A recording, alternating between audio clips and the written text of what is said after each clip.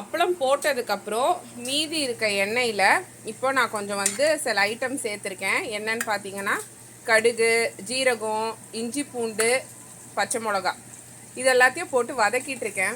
இது நல்லா ப்ரௌனாக வதங்குற வரைக்கும் வதக்கணும். ஏன்னு பார்த்தீங்கன்னா நம்ம வந்து அப்பளம் போட்ட எண்ணெயை நம்ம திரும்பி திரும்பி திரும்பி அப்பளம் பொரிக்கிறதுக்கோ இல்லை வேறு ஏதாவது பொரிக்கிறதுக்கோ வச்சுக்கிட்டே இருப்போம். ஸோ அது நல்லதில்லை. ஒரு வாட்டி நம்ம எண்ணெய் எடுத்தோன்னா அதை கம்ப்ளீட் பண்ணிடணும். ஸோ அந்த எண்ணெயில் நான் என்ன பண்ணுறேன், மீதி இந்த அப்பளம் பொரிச்சதுக்கப்புறம் மீதி வந்த எண்ணெயில் இந்த மாதிரி ஐட்டங்களெல்லாம் ஆட் பண்ணுறேன். ஆட் பண்ணதுக்கப்புறம் இதை வந்து நம்ம ஒரு பாட்டிலில் நல்லா வதங்கினோன்னே இப்போ இது ரெடி ஆனதுக்கப்புறம் நான் வந்து வெங்காயமும் ஆட் பண்ணிடுவேன்.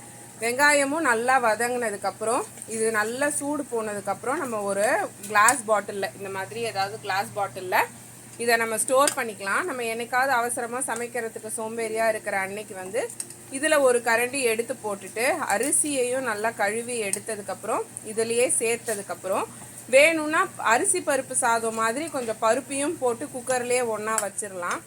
இல்லைன்னா கொஞ்சோண்டு தக்காளியை போட்டுட்டு தக்காளி சாதம் மாதிரி ஆக்கிடலாம். ஸோ இதுலேயே நம்மளுக்கு வெங்காயமும் வந்துடுது, இஞ்சி பூண்டு வந்துடுது, அப்புறம் பச்சை மிளகா வந்துடுது. நம்மளுக்கு என்னென்ன தேவையோ, இல்லைனா நீங்கள் ஒரு நாள் வந்து இந்த மாதிரி ஒரு வாட்டி ஸ்டோர் பண்ணிக்கலாம். இன்னொரு வாட்டி வந்து பட்டை கிராம்பு போட்டு இஞ்சி பூண்டு போட்டுட்டு வெங்காயம் போட்டு பச்சை மிளகா போட்டு அப்படி ஸ்டோர் பண்ணிக்கலாம். ஸோ டக்குன்னு நம்மளுக்கு வந்து பிரியாணி மாதிரி ஏதாவது ரெடி பண்ண முடியும்.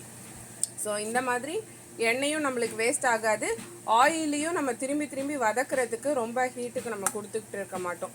ஸோ எஃபிஷியண்ட்டாக நம்ம ஸ்டோர் பண்ணிக்கலாம். அப்படி இது ஒரு மெத்தடில் ஸ்டோர் பண்ணலாம். இன்னொரு மெத்தட் என்னதுன்னு பார்த்தீங்கன்னா, இந்த மாதிரி ஆயில் மீதம் ஆனதுக்கப்புறம் இங்கே பாருங்கள் இந்த மாதிரி இருக்குது.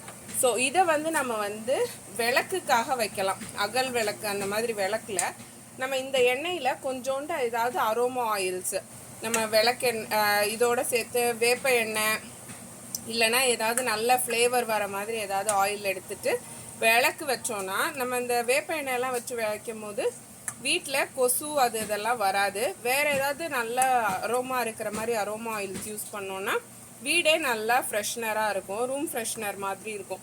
ஸோ எண்ணெயை நம்ம வேஸ்ட் பண்ண தேவையில்லை, நம்ம திரும்பி திரும்பியும் யூஸ் பண்ண தேவையில்லை. ஏதோ ஒரு ஃபார்மில் நம்மளுக்கு வந்து இந்த மாதிரி யூஸ் பண்ணிக்கலாம், இல்லைனா இந்த மாதிரி விளக்கு வைக்கிறதுக்கு யூஸ் பண்ணிக்கலாம். இந்த வீடியோ உங்களுக்கு யூஸ் ஆகும்னு நினைக்கிறேன். நல்லா இருந்துச்சுன்னா எல்லாரோடையும் ஷேர் பண்ணுங்கள். தேங்க்யூ.